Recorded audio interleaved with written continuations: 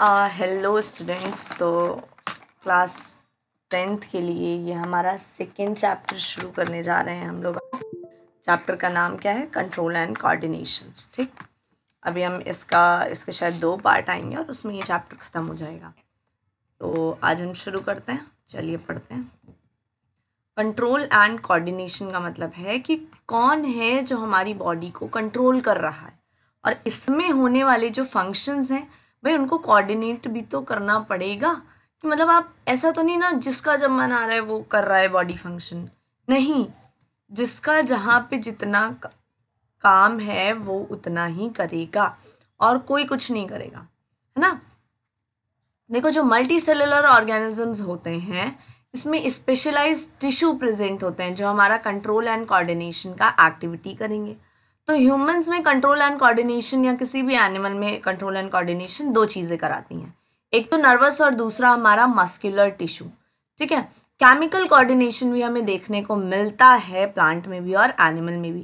Chemical coordination in the sense कि वहाँ पर आपका हॉर्मोन्स आ जाएंगे कि बॉडी में क्या होंगे, हॉर्मोन्स का रिलीज हो जाएगा और उनसे ही हमारा बॉडी कंट्रोल भी होगा, कोऑर्डिनेशन भी होगा।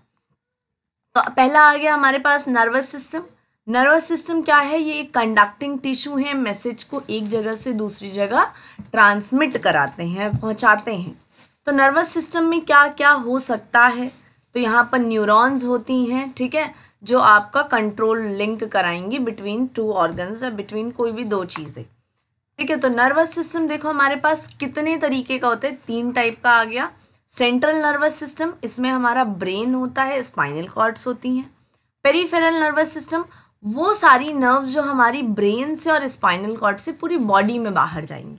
ठीक है, उसके बाद आ गया autonomic nerves which originate from peripheral nerves and spinal nerves.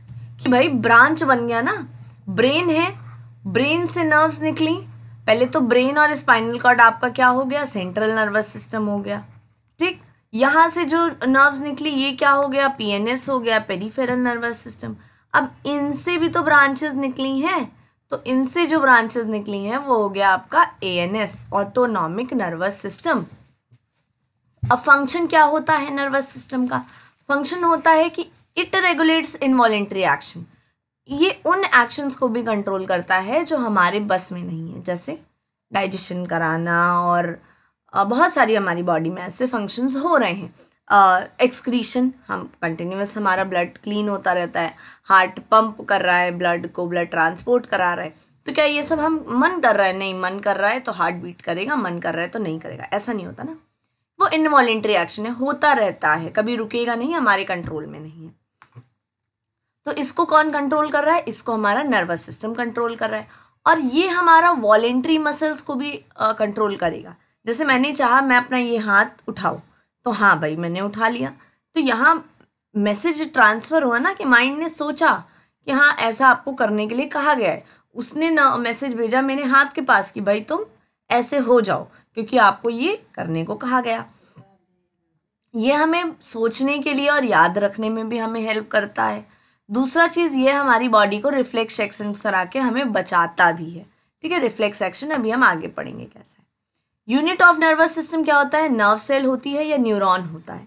एक सिंगल सेल को हम क्या कहते हैं? न्यूरॉन या नर्व सेल। ये क्या होते हैं? ये हमारे लॉन्गेस्ट सेल होते हैं बॉडी में। ये कभी भी डिवाइड नहीं करते हैं, ठीक है, because longer length and lack of centriole, कि इनमें सेंट्रियोल नहीं होता है। जिस सेल में सेंट्रियोल नहीं होगा उस सेल का डिवीजन कभी भी नहीं होगा। 12 million neurons are in human body. कितने न्यूरॉन्स होते हैं हमारे में? 12 मिलियन होते हैं। और ये लगभग highest number of nerve cells is found at the time of birth. At the time of birth ये सबसे ज़्यादा हमारी बॉडी में होते हैं। देखो, ये एक टिपिकल स्ट्रक्चर है न्यूरॉन का जो हमें पढ़ना है। तो ये हम कैसे देखें? देखो ये क्या हो गया, को इसको मैं अभी ठीक करती हूँ। हाँ अभी ठीक है ना। चलो, न्यूरॉन में क्या हो गया भाई? देखो ये जो आपका येलो येलो पार्ट आपको दिख रहा है इसको हम क्या कहते हैं? Cell body. ठीक है, ये हमारा फंक्शन करता है, keep cell the function, cell को जिंदा रखने के काम। क्यों? कि भाई न्यूक्लियस है और न्यूक्लियस ही पूरे न्यूरॉन को कंट्रोल कर रहा है। उसके बाद देखो यहाँ हेयर लाइक स्ट्रक्चर निकले हैं, इनको हम कहते हैं डेंड्राइट्स। ये क्या करते हैं, ये सिग्नल को रिसीव करते हैं, ठीक। उसके बाद सेल मेम्ब्रेन, तो तुम्हें पता ही है ऊपर की कवरिंग जो आपको सेल को प्रोटेक्ट करेगी। उसके बाद आ गया हमारा एक्सॉन। एक्सॉन है आगे की टेल। ये क्या करता है, ये सिग्नल को आगे ट्रांसमिट कराने में हेल्प करता है, ठीक। नोड ऑफ रैनवियर्स क्या होते हैं, अलाउड डिफ्यूजन ऑफ आयंस, मतलब अंदर से बाहर सोडियम और बाहर से अंदर आपका पोटेशियम, तो इन सब का आपका जो काम होगा वो नोड ऑफ रैनवियर कराएगा। श्वान सेल्स क्या होते हैं, ये माइलिन शीट्स को बनाते हैं। देखो इसके ऊपर एक कवरिंग है ना, इस शीट को हम बोलते हैं माइलिन शीट। तो ये कौन बनाएगा, श्वान सेल्स बनाएंगे। उसके बाद माइलिन शीट क्या है, ये क्या काम करती है, ये इंक्रीज करती है, सिग्नल की स्पीड को बढ़ाती है, कि मतलब तुरंत पहुंचना चाहिए। ऐसा नहीं है हमने अपने हाथ से कोई गर्म ऑब्जेक्ट छुआ अभी और आधे घंटे बाद हम हाथ हटा रहे हैं वहां से, ऐसा नहीं होता ना, तुरंत तुरंत ट्रांसमिशन हो रहा है। फिर आगे जाए हमने आगे फिर से ब्रांचेस देखी। ये ब्रांचेस क्या हैं, ये है एक्सॉन टर्मिनल।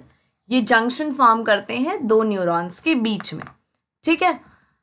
ये स्ट्रक्चर तो तुमने ऊपर पढ़ ही लिया है, ठीक है। ये कुछ ज़्यादा ही जूम हो गया है अभी, ठीक है। सिनेप्सिस क्या होते हैं, ये एसोसिएशंस है न्यूरॉन का, कि दो न्यूरॉन के बीच में जो जगह बनती है ना, जहाँ से मैसेज का ट्रांसफर हो रहा है, वो आपका सिनेप्स हो गया। तो ये किसने डिस्कवर की थी, ये सर चार्ल्स शेरिंगटन ने करी थी, जिनको हम कहते हैं फादर ऑफ मॉडर्न फिजियोलॉजी भी हम कहते हैं। हालांकि आप इसको नहीं भी याद रखोगे तो चल जाएगा, ये आपसे बोर्ड लेवल पे नहीं पूछेगा, बट एक एडिशनल इन्फॉर्मेशन होनी चाहिए। फंक्शन क्या है न्यूरॉन का, फॉर्मेशन कराता है और कंडक्शन कराता है, किसका, नर्व इम्पल्स का करा रहा है। देखो यहाँ पे तुम्हें दिख रहा होगा, ये नंबर 1 वाली जो नर्व है, ये इसका नर्व एंडिंग है या एक्सॉन टर्मिनल है, ठीक। और ये नेक्स्ट आने वाली जो न्यूरॉन है उसका ये डेंड्राइट है। समझ में आया कि कौन एक्सेप्ट कर रहा है और कौन आगे बढ़ा रहा है। तो यहाँ देखो क्या है, मैसेज ट्रांसफर हो रहा है in the form of vesicles, ठीक है, मतलब किसी भी चीज़ केमिकल के फॉर्म में हो रहा है, ठीक है। तो देखो यहाँ इसकी जो एंडिंग आई, इसको इसके ऊपर मेम्ब्रेन है ना, इसको हम कहते हैं प्री सिनेप्टिक मेम्ब्रेन, ठीक। अब ये सिनेप्टिक क्लेफ्ट है। सिनेप्टिक क्लेफ्ट मतलब इसके बीच में जो भी जगह है, क्या ये दोनों आपस में चिपके हैं, नहीं, यहाँ पर कुछ ना कुछ जगह तो है ही। उसके बाद आता है पोस्ट सिनेप्टिक मेम्ब्रेन, मतलब जो नेक्स्ट आने वाली न्यूरॉन है उसके ऊपर जो कवरिंग आई वो पोस्ट हो गई। अब देखो जो यहाँ पर केमिकल फील्ड है, जो आपका मैसेज का ट्रांसफर करा रहा है, इसको हम कहते हैं न्यूरोट्रांसमीटर, मतलब आगे मैसेज ट्रांसफर करा रहा है। ये यहाँ से क्या होगा, ये मेम्ब्रेन ब्रेक हो जाएगी और जितना केमिकल है वो बाहर आ जाएगा और ये इसको अपने अंदर ले लेगा, ठीक। इन सब पे इतना लोड नहीं लेना है तुम्हें, ठीक है। अब नर्व इम्पल्स क्या है, formation in the form of chemical और इलेक्ट्रिकल सिग्नल, दोनों हो सकता है। फिजियोकेमिकल ड्यू टू फॉर्मेशन, कुछ बना है। Message due to conductivity activity हो सकता है, और इसमें हम कंडक्शन करा सकते हैं। नर्व इम्पल्स को हम सीक्रेट ऑफ लाइफ भी कहते हैं, ठीक। इसमें क्या होता है, पोटेंशियल डिफरेंस आ जाता है inside and outside of the membrane due to sodium and potassium ions. देखो यहाँ दिख रहा होगा तुम्हें, ये न्यूरॉन है, डेंड्राइट्स है, आगे मैसेज ट्रांसफर हुआ, नेक्स्ट की डेंड्राइट्स में आपका देखो यहाँ पर मैसेज लग गया और ये आगे पहुँच गया, ठीक है।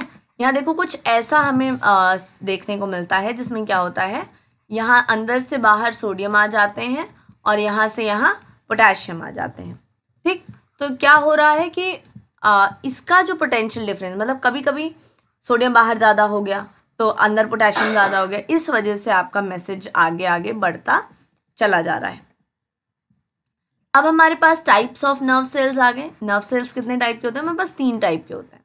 सेंसरी नर्व्स, या इनको हम एफरेंट नर्व भी कहते हैं। ये क्या करते हैं, ये इम्पल्स को लेके जाते हैं कहाँ तक, सीएनएस तक, ठीक। जैसे मान लो ये हमारा हाथ है, हाथ से हमने कोई हॉट ऑब्जेक्ट को टच किया, तो जहाँ हमने टच किया उस पॉइंट को क्या हम रिसेप्टर बोलेंगे, अब उस रिसेप्टर के बाद कोई तो नर्व होगी जो मैसेज लेके जा रही है। कहाँ लेके जा रही है?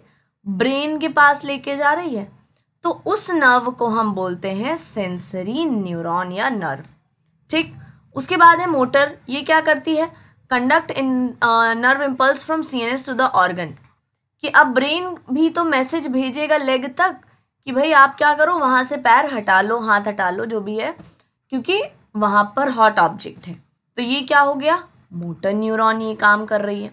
मिक्स क्या है? Conduct nerve impulse both toward and away from the central nerve. कि ये दोनों काम कर लेती है, सेंसरी का भी काम कर लेगी, मोटर का भी काम कर लेगी। देखो ये आपकी सेंसरी न्यूरॉन होती हैं, ये इंटर न्यूरॉन या मिक्स्ड न्यूरॉन भी इन्हीं का नाम होता है, और ये मोटर न्यूरॉन हो गए। ठीक, अब एक ट्रांसमिशन हो कैसे रहा है, कैसे एक इम्पल्स दूसरे में पहुंच रहा है? तो यहाँ हम देखेंगे acquired at the end of the dendrite tip, की डेंड्राइट टिप पर आ रहा है। केमिकल रिएक्शन हो रहा है जो आगे जाकर इलेक्ट्रिकल इम्पल्स बना रहा है। साइटॉन से ट्रेवल करते करते एक्सॉन एंड तक गया। उसके बाद एक्सॉन एंड में क्या हुआ? इलेक्ट्रिकल रिलीज हो गया, कुछ केमिकल जो कि सिनेप्स को क्रॉस करता है और नेक्स्ट डेंड्राइट में जाकर मिल जाता है। तो this is how the impulse conduction होता है। ठीक, सिमिलर सिनेप्स क्या है? Allows impulse from neurons to other cells such as muscles और ग्लैंड सेल्स। यहाँ पर मसल्स और ग्लैंड सेल्स में भी ऐसा होता है। वॉलेंट्री एक्शंस क्या होते हैं? वो एक्शंस जो हमारे कंट्रोल में होते हैं, जैसे सोचना, कोई काम करना, speaking to a friend, writing a letter, walk पे जाना, ये सारे हमारे बस में होते हैं, तो इनको हम वॉलेंट्री एक्शंस कहते हैं। इनवॉलेंट्री एक्शंस जो हम कंट्रोल नहीं कर सकते, है ना, जैसे touching of a hot plate unknowingly, कि हमने ये तो छुआ उसको, लेकिन फिर जो वहाँ से रिस्पॉन्स आएगा कि नहीं भाई वहाँ से हाथ हटा लो, वो इनवॉलेंट्री होगा। हार्ट बीट हमारा इनवॉलेंट्री होगा, है ना। बॉडी में ट्रांसपोर्टेशन हो रहा है, इनवॉलेंट्री होगा। एक्सक्रीशन हो रहा है, ये इनवॉलेंट्री होगा। ठीक है, तो राइटिंग, डांसिंग आपका क्या हो गया? Voluntary actions. हार्ट बीटिंग और ब्रेथ, ये सारा आपका हो गया इनवॉलेंट्री। अब रिफ्लेक्स एक्शन क्या है? ये इंटरमीडिएट या इंस्टेंट इनवॉलेंट्री एक्शंस है, अनकॉन्शियस रिस्पॉन्स होता है स्टिमुलस का। इसको सेंट्रल नर्वस सिस्टम कंट्रोल करता है, मेनली कौन? स्पाइनल कॉर्ड करता है। इसमें क्या होता है? रिफ्लेक्स एक्शन में हमने किसी भी गर्म चीज़ को छुआ, मैसेज ट्रांसफर हुआ सेंसरी न्यूरॉन से, कहाँ गया? सेंट्रल नर्वस सिस्टम पे गया। सेंट्रल नर्वस सिस्टम ने तुरंत मोटर न्यूरॉन के थ्रू मैसेज भेजा कि आपको वहाँ से हाथ हटाना है, तो ये रिफ्लेक्स एक्शन हो गया। रिफ्लेक्स मतलब तुरंत, और एक्शन मतलब हमने जो किया। ठीक, अब रिफ्लेक्स आर्क क्या होता है?